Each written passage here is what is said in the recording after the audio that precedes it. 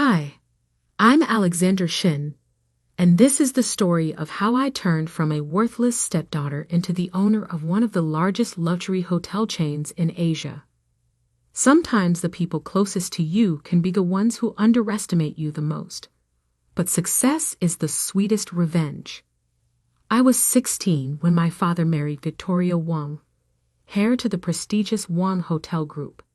From day one, she made it clear that I wasn't part of her legacy. Her daughter, Isabella, who was my age, treated me like a servant rather than a stepsister.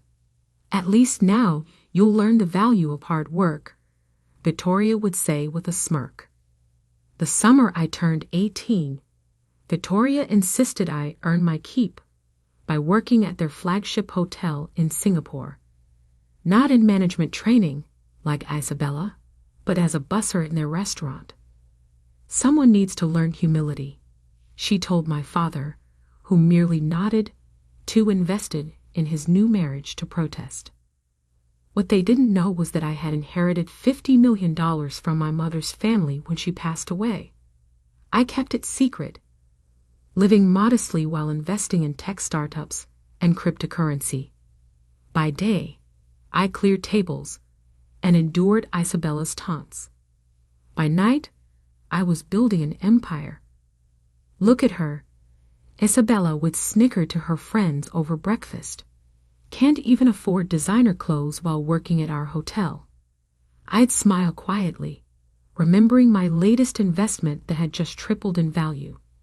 The Wong Hotel Group had been struggling for years, stuck in old-fashioned luxury while newer chains innovated. I watched silently as Victoria and Isabella ignored customer complaints, dismissed staff suggestions, and refused to modernize their operations. Every mistake they made, I documented. Every opportunity they missed, I noted.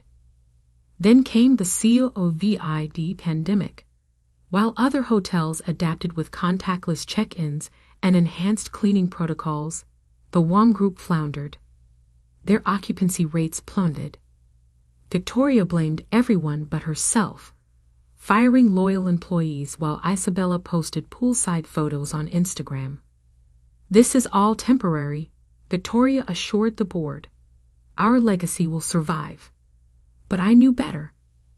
I had spent 2 years learning every aspect of hotel operations from the ground up, not from a cushioned executive office like Isabella.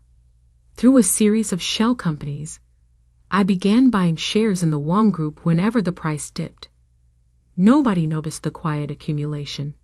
Victoria was too busy planning Isabella's elaborate 21st birthday party at their half-empty flagship hotel. The party was a garish display of wealth they no longer had.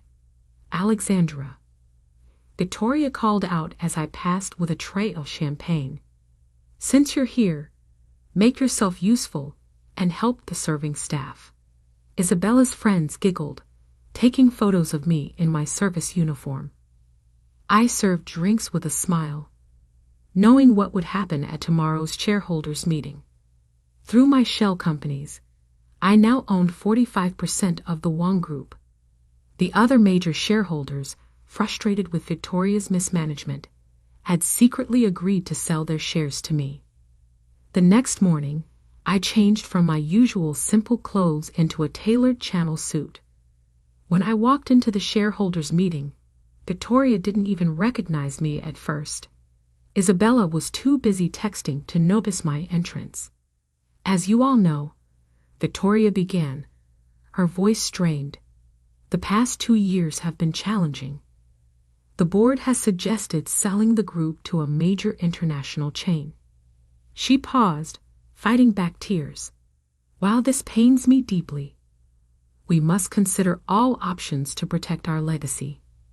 That's when I stood up. The room fell silent as I walked to the podium. Victoria's face contorted in confusion. "What are you doing here?" "This meeting is for shareholders only." I smiled, pulling out a folder. "Oh, but I am a shareholder, Victoria. In fact," I nodded to my lawyer, who distributed documents to the board members. Through my investment firms, I own 45% of the Wong Hotel Group, and I have agreements to purchase another 30% from other shareholders. Isabella dropped her phone. Victoria grabbed the documents, her hands shaking. This is impossible. You're just a busser? I finished for her. That's where you were wrong. While you were busy protecting your legacy, I was building my own. My net worth currently stands at $2 billion, and I've spent the last 2 years learning this business from the ground up. Something you and Isabella never bothered to do.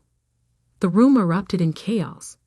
Board members whispered urgently, some nodding in approval. Isabella had turned pale, gripping her mother's arm. Victoria stood frozen, the papers trembling in her hands. You see, I continued, my voice steady. I learned something valuable while buzzing tables at your hotel. Success isn't about legacy or status. It's about understanding your business from every angle, respecting your employees, and adapting to change. I pulled up a presentation showing my plans for modernizing the hotel group. I'm prepared to buy out all remaining shareholders at a 20% premium to market price, and I have detailed plans to restore this company to its former glory. Victoria finally found her voice. Your father won't allow this. He has no say in the matter. I cut her off. Dad may have married into your family, but I built my own empire. Would you like to see my other holdings? I gestured to my assistant, who distributed more documents. Isabella had started crying, mascara running down her cheeks. All those times she'd mocked my simple clothes and starter car, she'd never imagined I was worth more than their entire family combined. The board voted unanimously to accept my offer. In one morning, I had become the majority owner of the Wong Hotel Group. As shell-shocked board members filed out, I turned to Victoria and Isabella. Don't worry, I said softly. I won't fire you immediately. In fact, I think it's time you both learned the business from the ground up. Isabella, you can start by buzzing tables tomorrow. Victoria, housekeeping needs help on the 3rd floor. Victoria and Isabella showed up the next morning looking like they'd aged years overnight. Isabella's designer outfit had been replaced with the standard staff uniform. Her perfectly manicured nails, now hidden beneath rubber gloves. This is illegal, Victoria sputtered as she watched Isabella awkwardly handle a bus tub. You can't demob us like this. We'll sue. I smiled, remembering all the times they'd forced me to work double shifts. Actually, I can. The board has given me complete control over staffing decisions. But don't worry. Unlike you, I believe in fair treatment. You'll both receive the standard employee wage, plus tips. The news of my takeover spread through the hotel industry like wildfire. Techeach Billionare reveals security INTITY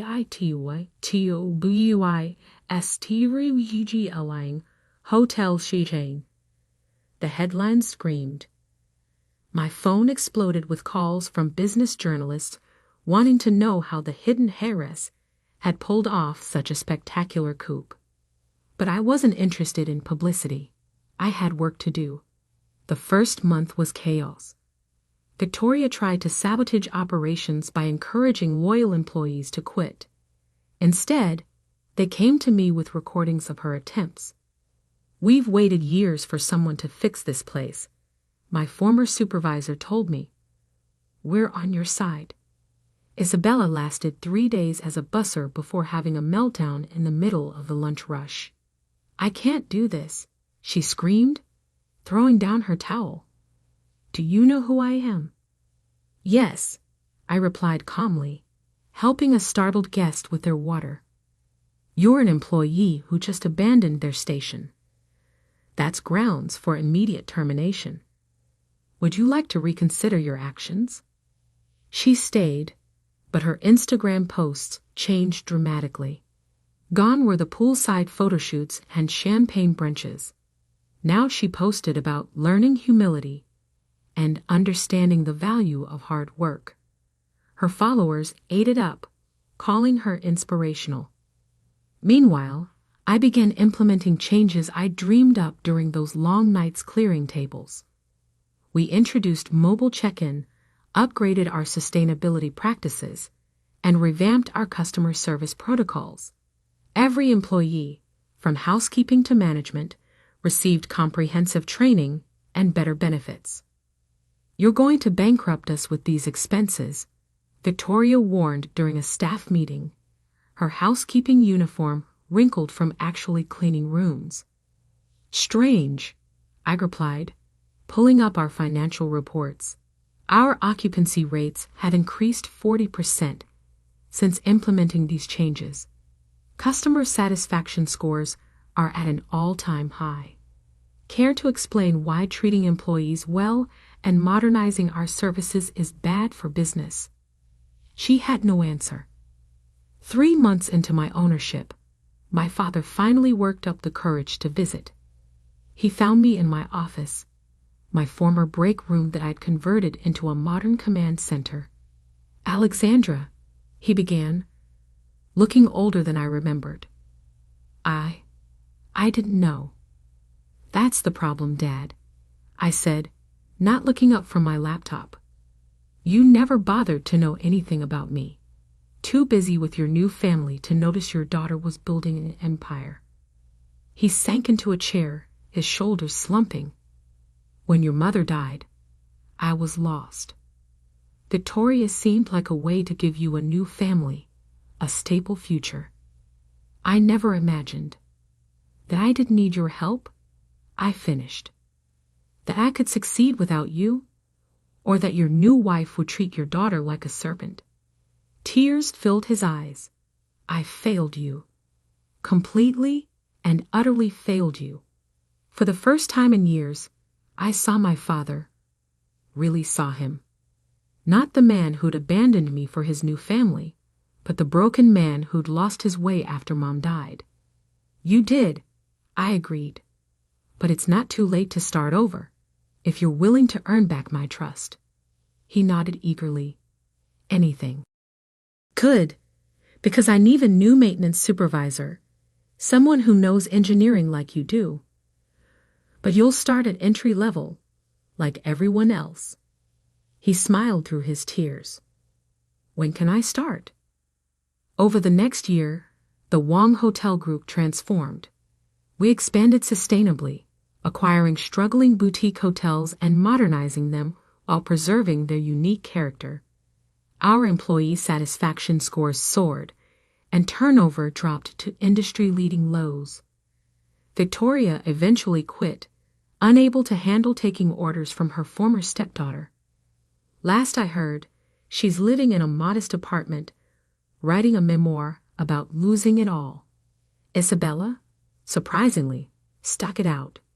She worked her way up from busying tables to restaurant management, earning every promotion through actual merit. As for my father, he thrived in maintenance. The staff loved him, and he seemed happier with a wrench in his hand than he ever had in a business suit. We started having weekly lunches, rebuilding our relationship one conversation at a time. One evening, as I was leaving the office, I found Isabella waiting by my car. "I never thanked you," she said quietly. "For what?" "For showing me what real strength looks like. I was so obsessed with status and image that I never learned what matters. You could have fired us all, but instead, you taught us." I studied my stepsister, seeing her clearly for the first time. The entitled princess was gone, replaced by someone who finally understood the value of hard work. "We're opening a new property in Bali," I said. "They need an experienced restaurant manager. Interested?" Her eyes widened. "Really? After everything?" "Everyone deserves a second chance, even spoiled stepsisters." She laughed. then grew serious. Can I ask you something? All those days you spent bussing tables, dealing with our abuse. How did you stay so calm? I smiled, remembering those long days and longer nights. Because I knew something you didn't. Success isn't about being born into the right family or having the right name. It's about working smart, staying humble, and never letting anyone else define your worth. Today, the Wong Hotel Group is worth 5 times what it was when I bought it. Our properties consistently rank among the world's best, known for both luxury and conscience. Dad runs our maintenance training program, teaching new hires the value of doing things right. Isabella has turned our Bali property into a destination restaurant scene. Sometimes, during quiet moments, I visit our flagship hotel's restaurant. I watch the busy staff clearing tables and serving guests, remembering my own days doing the same work. Occasionally, new employees ask why the CEO insists on having lunch in the staff room instead of the executive dining room. Because, I tell them, the best view of a business isn't from the top, it's from the ground floor. Last week, I received an invitation to speak at business school about my journey from busser to billionaire. The event will be held at our flagship hotel. Victoria has requested a ticket to attend. I approved her request and added a note. Dress code is business casual. But don't worry, if you can't afford designer clothes, we provide uniforms. After all, success isn't just about making money. Sometimes, it's about teaching the people who once looked down on you to look up.